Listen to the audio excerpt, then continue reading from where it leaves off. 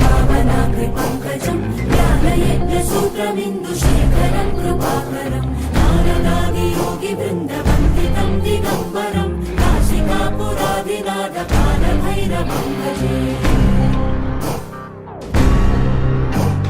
भानुकोटिभास्वरं भवाब्धिनारकं परं नीलकण्ठमीप्सितार्थनायकं त्रिलोक